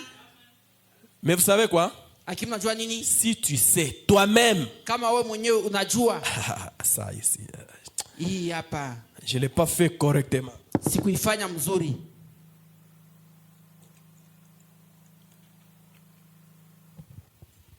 Tu auras même du mal à prier. wewe utashindwa hata kuomba. Moi d'abord, je vais le dire dans les dîmes. Mon Dieu. Mbele mio mina silipake mache 10 Mungu. Je vais faire quoi? Tafanya nini? Bon, je pars quand même. Niende hata vile. Tu pars prier et tu as déjà vaincu. Unaenda kuomba ulishashindwa mbele ya kuomba. Amen. Amina. Tu pars prier et tu as déjà vaincu. Unaenda kuomba ulishashindwa mbele ya kuomba. Tu es étudiant. Wewe unakuwa mwanafunzi. Amen. Amina. On t'a attrapé en train de tricher. Walikukutanisha uko na ibia. Amen. Amina.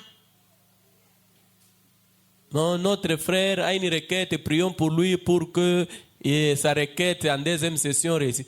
Toi déjà tu étais tricheur. tuombe ndugu yetu juu apate kufaulu kwa kumsaidia ku deuxième session ili wakati bali mkute iko naibia. Même quand tu amènes ta requête de prière ici, toi-même, tu es sûr que mais comme j'avais triché là, est-ce que Dieu est avec moi? Amen. Wewe mwenyewe hata unaleta wa kuombea hapo unasema pale vile nikutaka niko naiba eti Mungu atanihurumia juu niweze. Mais si seulement tout était normal, lakini kama yote ilikuwa ya mzuri, tu as étudié, ça n'a pas marché. Ulijifunza na abikwendeka mzuri. Tu as fait ton interrogation, ton examen, les cotes, on n'a pas retrouvé. Ulifanya interrogation la examen yako sasa maalama yako hawakuipata. Tu seras très très confiant devant Dieu. Weye unakuwa na matumaini zaidi mbele ya Mungu. Amen. Amina. Au travail là-bas, on te cherche des problèmes. Kukazi kule biko na kutafuta na mambo. Mais tu sais que tu n'as pas de problème du tout. Personnellement, en tout cas, tu te reconnais qu'il n'y a rien. Lakini unajua kusema mbumie mwenyewe sina na mambo na mtu. Amen. Amina. Quand tu pries là, wakati unaomba pale, tu as une ferme assurance unakuwa na ile hakikisho ya kweli que Dieu est là. Kusema Mungu yupo. Amen. Amina. C'était une heure critique pour Moïse. Walikuwa wakisema mbaya juu ya Musa. C'était une heure critique pour lui. Ilikuwa wakati ya mbaya zaidi juu ya Musa. Il se peut que ça soit le même genre de moment critique pour vous. Inaweza wezekana na wewe unapitia mahali ya nguvu vile. Amen. Amina. Peut-être pas comme celui de Moïse. Inaweza wezekana haiko sawa vile ile ya Musa. Mais peut-être qu'un cancer s'est emparé de vous. Inaweza wezekana unakuwa na ugonjwa ya kansa. Peut-être qu'une maladie. Inaweza wezekana magonjwa fulani. Peut-être que la vie s'est emparée de vous. Inaweza wezekana kitu fulani ikushika. Et qu'il va vous écraser et vous jeter carrément dans l'enfer du diable. Na itakusaga na kukutupa mule mugena ya shetani. Une séparation d'avec Dieu. Kuachana na Mungu. Ne vous découragez pas. Musifazaike. Tenez vite une conférence avec Dieu. Nye muchike ile mtanguzo na Mungu. Et quand cette conférence de Moïse et Dieu a été tenue, na wakati ile mtanguzo ya Musa na Mungu ilifanyika, Dieu s'est tenu sur le rocher à côté de Moïse et a dit. Mungu alisimamaka juu ya ile mwamba pembeni ya Musa na akasema. Amen. Amina. Moïse, Musa, retourne au camp. Rudia mkambi. Rentre directement d'où tu viens. Rudia pale unatokea. Je suis Dieu. Mina kwa Mungu. Va là. Uende pale. Et dis au peuple d'aller de l'avant. Na waambie taifa yende mbele. Je frayerai un chemin. Ntafungulaka njia. Quand l'état de frayer le chemin arrivera. Wakati ya kufungula njia itafikaka. Je suis le Dieu qui fraye le chemin. Niko le Mungu mwenye anafungulaka njia. Ils étaient encore à quelques mètres, peut-être à quelques kilomètres de la mer Rouge. Saa zingine walikuwa kilomita fulani na bahari nyekundu. Et déjà Moïse a commencé à trembler. Na pale Musa anja utetemeka. Et déjà le peuple a commencé à trembler. Oh Moïse, Musa, y avait-il pas de tombe en Égypte? Y avait-il pas de l'endroit où nous enterrer? Tu veux nous faire noyer, nous faire manger par les crocodiles? Moïse, Moïse. Moïse a regardé effectivement. Il y avait une montagne à gauche. Et une montagne à droite. Pharaon qui vient derrière. La mer Rouge devant. Église. Peut-être c'est ça ta condition ce matin. Les affaires n'ont pas marché. Et pourtant tu les fais selon la parole de Dieu. Ton travail ne marche pas. Et pourtant tu vis une vie correcte et tu es un bon travailleur. Amen. Branham nous dit quoi? Tenez vite une conférence avec Dieu. Et cette conférence avec Dieu, Moïse a quitté le peuple. Il est parti se tenir dans l'écart. C'était dans la prière. Toi aussi, tu peux te tenir à l'écart. Tu peux descendre de ton lit. Tu peux quitter ta maison. Tu peux venir ici une nuit. Toi seul avec Dieu. Comme Moïse. sawa vile Musa. Et notre Dieu ne change pas. Na Mungu wetu abadilika. Quand la conférence était là, Wakati mtanguzo quand Moïse était en prière, wakati Musa kwa maombi, Branham nous dit Branham anatuambia que Dieu est venu se tenir à côté de Moïse. simama pembeni ya Musa. Il lui a dit, Moïse, Akamwambia Musa, dis au peuple ambia taifa d'aller de l'avant. yende mbele. Amen. Amina. Allez où? Yende wapi? Allez vers la mer rouge. Yende kupambana na bahari nyekundu. Allez vers l'épreuve. Yende kukikwazo. Allez affronter la chose. Yende ipambane na kitu. Quand le moment sera là, Wakati na kwa pale. je suis l'Éternel qui ferai le chemin. Ni kwa milele na fungula Je frayerai le chemin quand le moment sera là. tafungula kanjia wakati na kwa Ton chemin n'est pas encore frayé. njia yako Tu wayaifungula. n'es pas encore arrivé au moment où Dieu doit frayer le chemin. Hawajafika kule wakati Mon frère, ndugu yangu, tu avais un capital de $100,000. ulikuwa na kapitali ya $100,000. Aujourd'hui, tu as 10 000. Leo kuna 10,000. Oui. Ndio. Tena une conférence avec Dieu.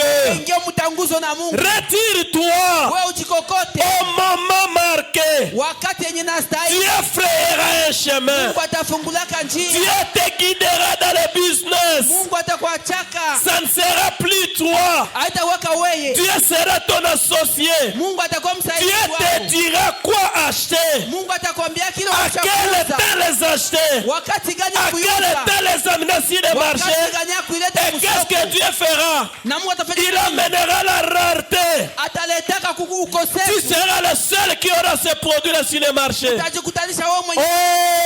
Oh mon frère, Ndugu yangu. notre Dieu ne change pas. Mungu wetu Il abadilika. est le Dieu de Moïse. Yeye ndio Mungu wa Musa. Il est le Dieu de Frère Branham. Yeye ndio Mungu wa ndugu. Qu'il soit ton Dieu ce matin. Wewe Mungu wako asubuhi ya leo. Qu'il soit ton Dieu mon frère. Akuwe Mungu wako ndugu yangu. Il est le même Dieu Anabakia Mungu mmoja qui mmoja. peut frayer un chemin. Mwenye anaweza kufungula Moi njia. je crois de tout mon cœur Mimi naamini na moyo wangu wote. qu'il est l'espoir Sema anakuwa matumaini. en temps de désespoir. Wakati ya Moi ukosefu je wa crois matumaini. Mimi naamini asubuhi ya leo. que peut-être ton temps d'avoir les enfants Sasa ingine wakati yako ya kuwa mtoto. naturellement comme ça est épuisé. Hivi kukuonekana nisha. Mais nous avons le Dieu qui a donné les enfants à Sarah. Lakini tunakuwa na Mungu maipatia Sara watoto. Oh mon frère, Ndugu yangu. notre Dieu est là. Mungu wetu uli. Il aime entrer en scène Yeye anapenda kuingia quand mkazi. tout espoir est terminé. Wakati matumaini yote isha. Oh mon frère, Ndugu yangu. je suis tellement découragé. Kweli mimi nafadhaika. J'avais $100,000. Nilikuwa na dola 100.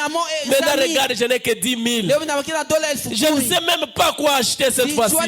Peut-être encore. Saa zingine tena Ça sera maintenant pour engloutir tout ce que j'avais. itakuwa juu ya kupoteza yote mna. Oh mon frère, Ndugu yangu. je ne sais pas. Sijue. J'avais fait mes champs. Nifanya kama shamba. Seulement cette année que moi je commence. Hii mwaka tu mimi naanza Qui a eu la sécheresse. Ndio mvua Qui a pas eu de pluie. akukukua mvua. Seulement à mon tour. Mpaka wakati Comme je vais présenter les examens d'État cette année. kisha kufanya mtihani ya kiserikali. Qu'on a encore amené d'autres critères de délibération. Ndio wanaleta na vingine. Je ne sais pas ce que je vais faire. Sijue nitafanya nini. Non mon frère. Hapana ndugu yangu. La solution est là. Majibu inakuwa pale. Tenez une conférence avec Dieu. Fanya mtanguzo na Mungu. Retire-toi l'écart. Wewe ujikokote pembeni. Amen. Amina. Notre Dieu, Mungu wetu il aime les choses comme ça. anapenda kama vitu ya vile. Il a laissé Israël souffrir en Égypte. Aliacha Israeli iteswe Misri. Il a voulu qu'il souffre. Alipendaka wateswe. On a tué les premiers-nés. Waliua wazaliwa wa kwanza. Dieu était là. Mungu alikuwa pale. On a tué tous les garçons, tous les enfants garçons qui naissaient. Aliuaka watoto wa. Il a laissé cela arriver. Aliachaka ile ifike. Pourquoi? Juu ya nini? Il a dit à Moïse, Aliambia kama pour que tes enfants le voient. juu watoto yako wapate Et kuiona. vos arrière-petits-enfants le sachent. Na watoto wako. Et réellement aujourd'hui, Na leo nous les arrière-petits-enfants de Moïse, sisi watoto wa Musa nous avons vu tuliona que c'était pas la main puissante. kusema ni kwa kupitia mkono. Ce n'était pas par les chars. Haikuwa kupitia. Ce n'était pas par les armes. Ce n'était pas avec la force musculaire de Moïse. Ce n'était pas qu'on ses diplômes. Mon frère, tu seras engagé.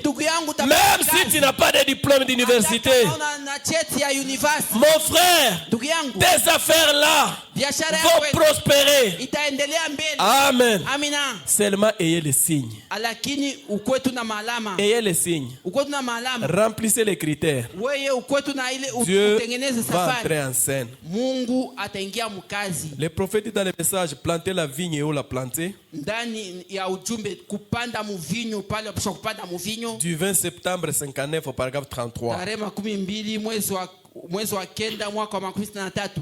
Mais Sasa, c'est là que Dieu veut vous amener. ni pale ndo Mungu ampenda kutupeleka. Juste au bout du rouleau. Ni mwisho tu ya kitabu.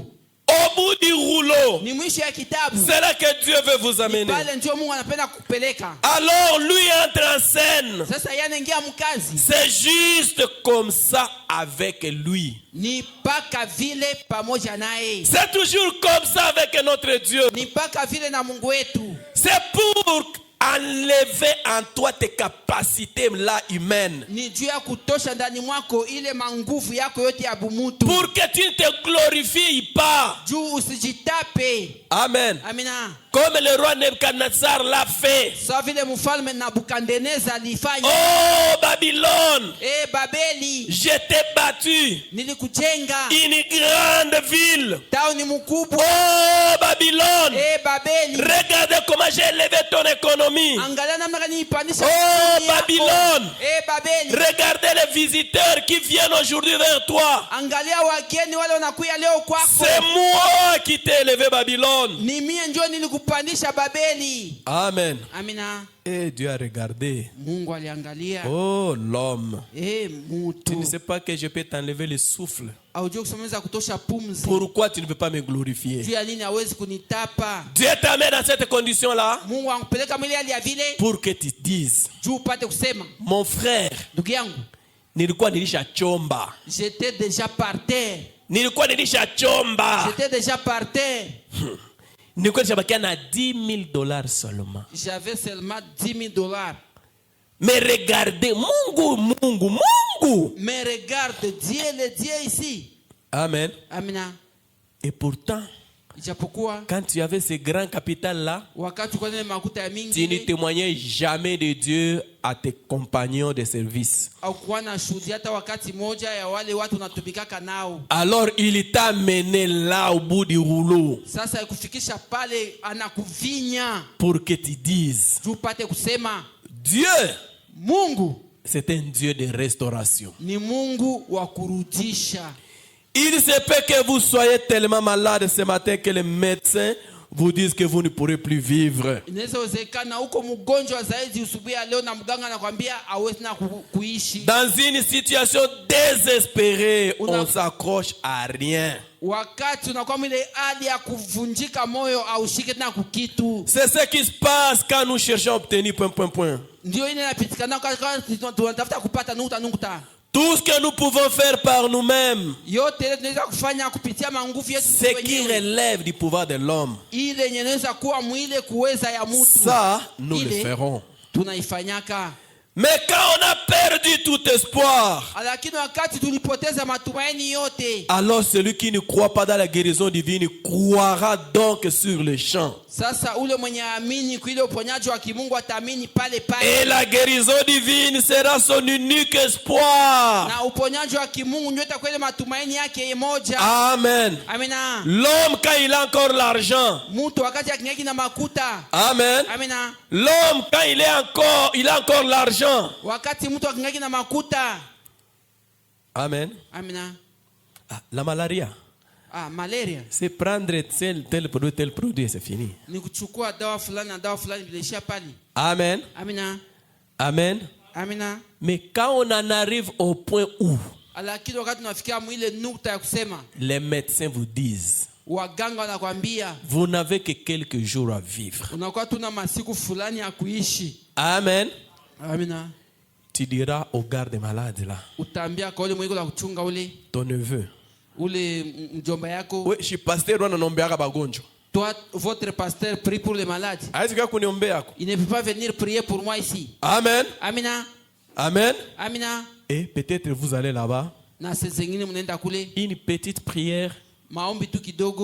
l'homme se rétablit mutu anapona et l'homme croit la parole de Dieu. na ule mutu anaamini neno ya Mungu. Alors Dieu laisse parfois les choses en arriver à ce point-là. Mara ingine Mungu anaachaka vitu vifikie pale pa kuvinye. Amen. Amina. Et cela arrive à tout le monde. Na ile nafikaka kwa watu Qui wote. que nous soyons, quoi que nous fassons, cela nous arrive tous. Hata tufanye nini, hata tukwe wanani, sisi wote ile inatufikiaka. Amen. Amina. Et de n'importe manière que cela peut arriver, mais ça arrive. Inaweza fika mwanamna kwa chana lakini ile nafikaka. Amen. Amina. Ces situations-là nous arrivent. Ile hali ya vile inatufikiaka. Amen. Amina. Et Église du Dieu vivant ce matin, Na kanisa Mungu alio ai usubuhi ya leo. peut-être le monde est arrivé à ce point-là. Saa zingine dunia inafikia mwile hali ya vile. Amen. Amina. Parce que le prophète nous dit Juu nabii anatuambia qu'aujourd'hui nous avons les meilleurs médecins que le monde n'a jamais eu. leo tunakuwa na waganga wazuri ile dunia yapataka. Nous avons les meilleurs hôpitaux que le monde n'a jamais eu. Tunakuwa na mahopitali ya mzuri ile dunia Nous yapataka. avons les meilleurs produits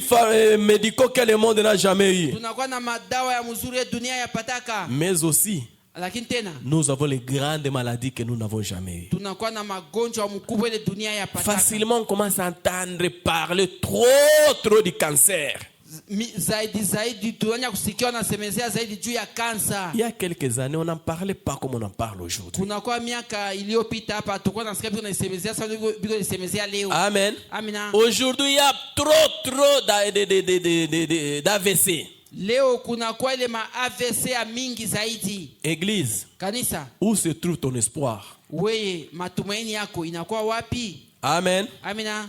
Amen. Amina. Sur ton chemin de devoir, Kuile njia yako ya mapashwa, les difficultés viendront. mamatatizo itakuyaka. Et au moment voulu par Dieu, Na wakati ile Mungu anapenda, le chemin sera frayé par lui-même. njia itafunuliwa na yeye mwenyewe. Amen. Amina. Mais sachez Lakini ujue que nous sommes à la fin du temps. tunakuwa mwisho ya wakati. Toutes ces choses, nous pouvons les obtenir. Ima vitu yote tunapenda kuipata. C'est très bien. Ni mzuri. Mais où se trouve notre âme? Sasa nafsi yetu inakuwa Dans wapi? quelles conditions sommes-nous ce matin, Église? Tunakuwa muhali gani usubuhi ya leo kanisa? Nous avons vu que Dieu envoie ses prophètes toujours à la fin. Tulisema Mungu anatuma kila wakati wa nabii wake kumwisho. Amen. Amina.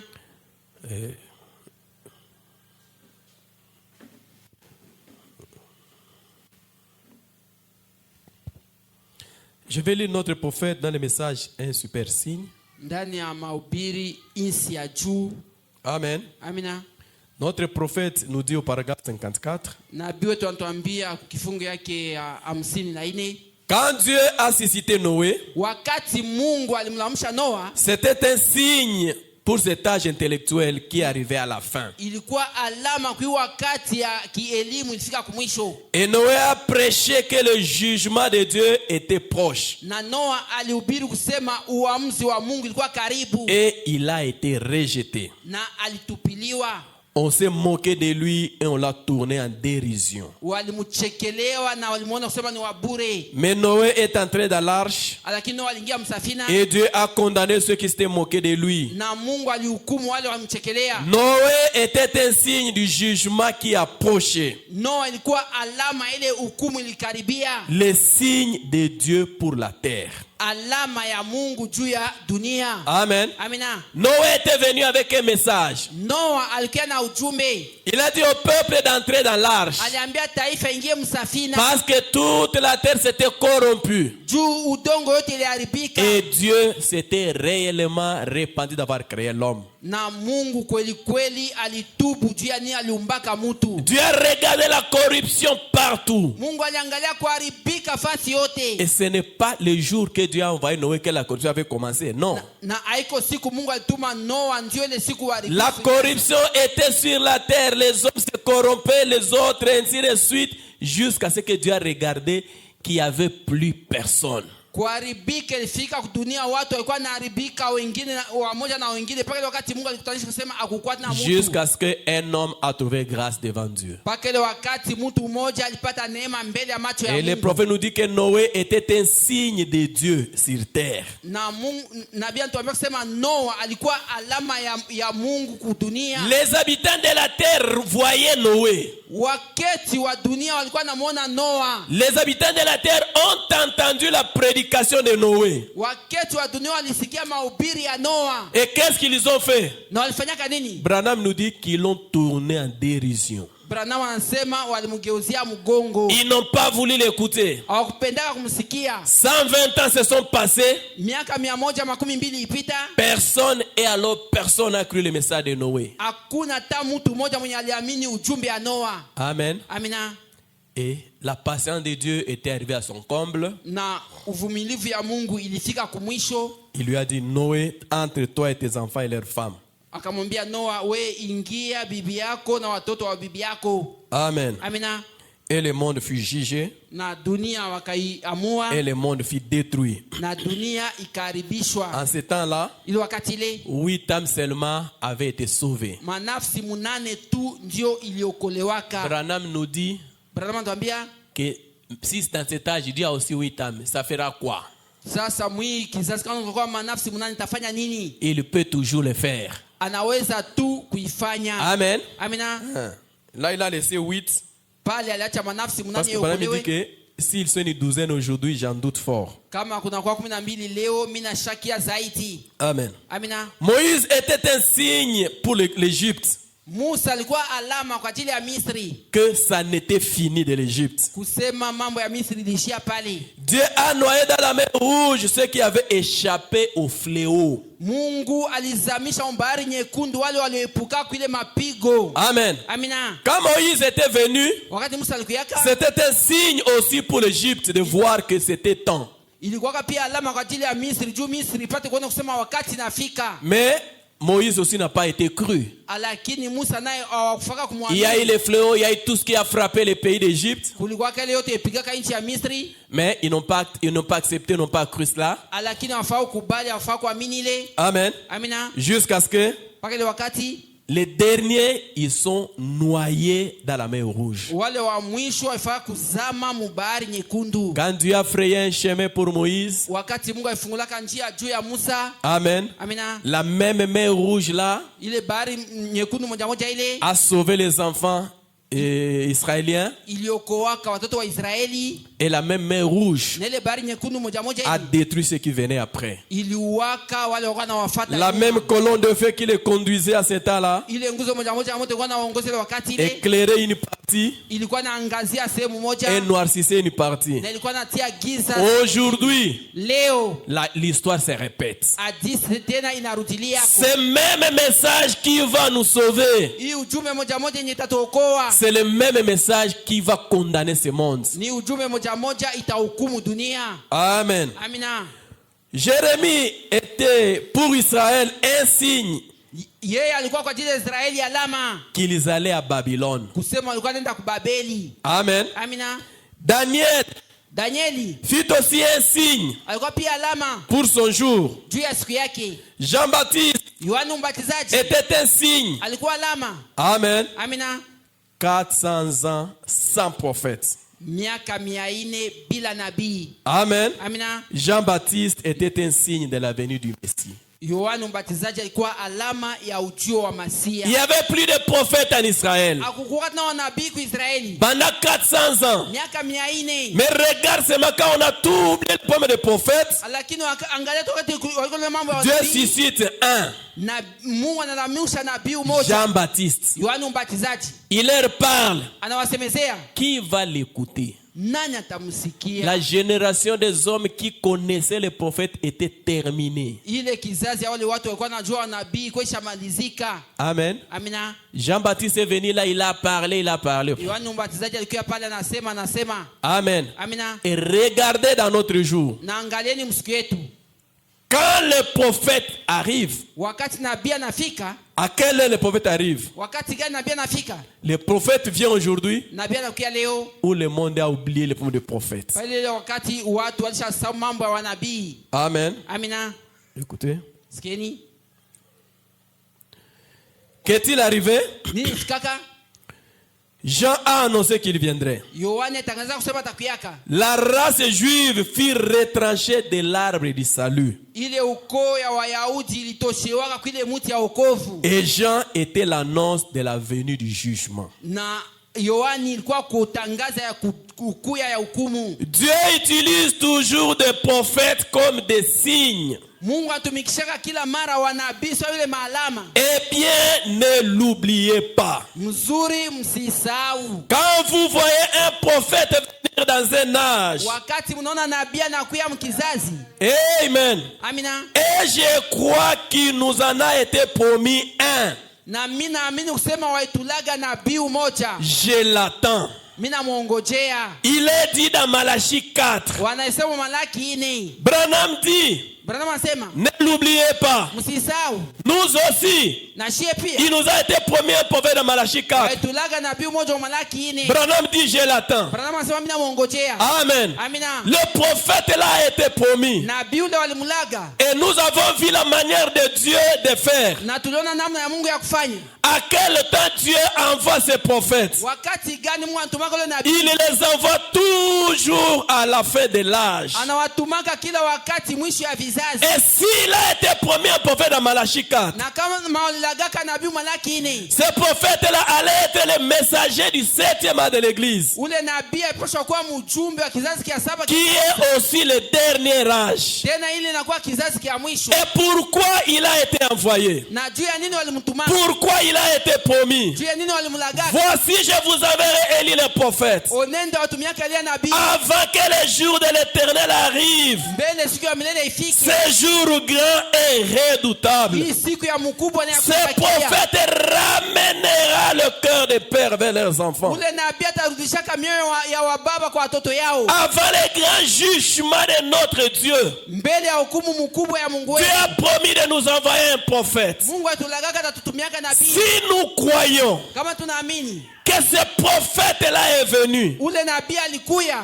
Église, Kanisa, dans quel jour sommes-nous aujourd'hui? sasa tunakuwa musiku gani leo? Branham avait dit, Branham alisemaka et sa parole na neno yake n'est jamais faillie, ayaangukaka hata que le siku. dernier âge de l'église Sema kizazi kia mwisho kwa kanisa sera le plus court. itakuwa kifupi zaidi. Amen. Amina. Sera le plus court. Itakuwa kifupi Mais zaidi. quand nous calculons, Kama tunafanya hesabu il semble déjà inaonekana sawa. que l'âge de l'Odyssée est terminé. Kizazi kia Laodicea kilishabalizika. Amen. Amina. Amen.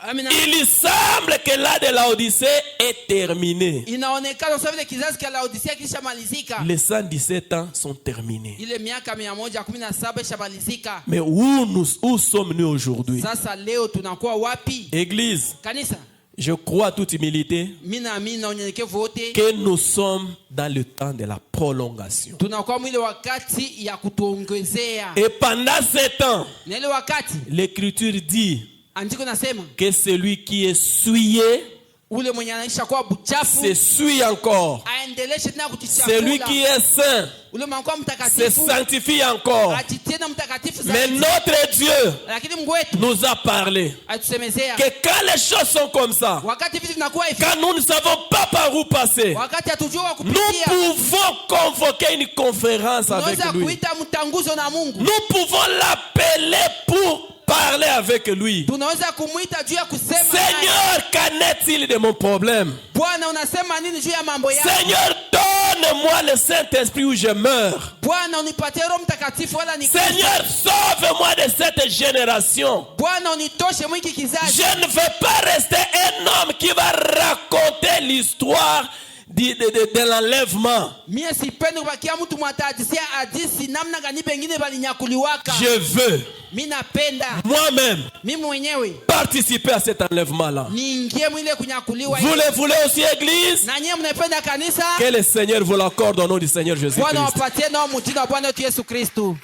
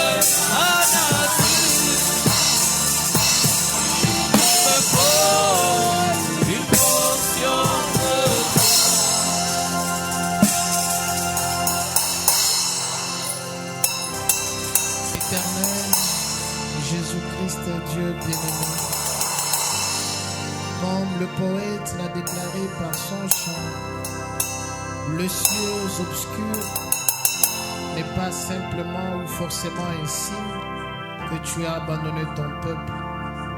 Quand au devant d'Israël il y avait la mer rouge, derrière lui Pharaon venait avec son armée. Il n'avait pas, Seigneur, d'autre endroit où aller, Seigneur. Mais toi, Dieu, tu as frayé un chemin. Et William Branham dit, tu contrains, Seigneur, les situations difficiles afin d'opérer l'impossible. William Branham dit, j'aime toujours ce slogan. Quand vous arrivez des rivières que vous ne pouvez pas traverser, des montagnes que vous ne pouvez franchir, rappelez-vous toujours que Dieu est spécialiste des cas que les hommes ne peuvent faire. Oh Dieu, nous sommes plus que convaincus que toi tu es spécialiste de ce que les hommes ne peuvent accomplir. Seigneur, ce soir-là, William Branham descendait de la montagne. Une voix lui dit, Branham, aujourd'hui Carter doit être guéri. Il est descendu dans la maison de Georgie Carter, cette jeune dame qui a fait 9 ans et 8 mois, allongée sur le lit des malades. Branham dit, je peux voir ses pieds comme des tiges d'almette, mais parce que Dieu a dit, Carter a été guéri. Seigneur Dieu bien-aimé, dans cette salle, il y a peut-être des gens qui ont des situations, pas plus que celui de Carter. Mais si Georgie Carter a été guéri, Seigneur, qu'est-ce que tu ne peux pas faire? Qu'est-ce que tu ne peux pas accomplir? Descends, Seigneur, envoie Élie, Seigneur, comme il était allé dans la maison de la veuve et qui avait simplement un peu d'huile, un peu de farine, Seigneur. Elle voulait manger puis mourir. Mais depuis que le prophète est entré dans sa maison, l'huile n'est jamais finie. Cette farine n'est jamais finie. William Branham est venu, Seigneur, et nous l'avons reçu. Alors, Seigneur, regarde là où il y avait la sécheresse. Envoie la pluie de la bénédiction. Là où la mort s'installait, que la vie descende. Là où les gens étaient malades, qu'ils soient guéris, Seigneur. Nous croyons de tout notre cœur que tu es Dieu et tu l'as fait, Seigneur. Merci pour ton serviteur qui nous a parlé. Merci pour ce moment béni, Seigneur, et qui nous accorde, oh Dieu, de passer dans ta présence. Qu'il te plaise, oh Dieu, de conduire les chemins de retour. Que chacun se sente réconforté. Qu'il quitte de ces lieux en train de dire édition spéciale. Je vois, je le crois de tout cœur que tu le feras. Que l'honneur, la gloire, la majesté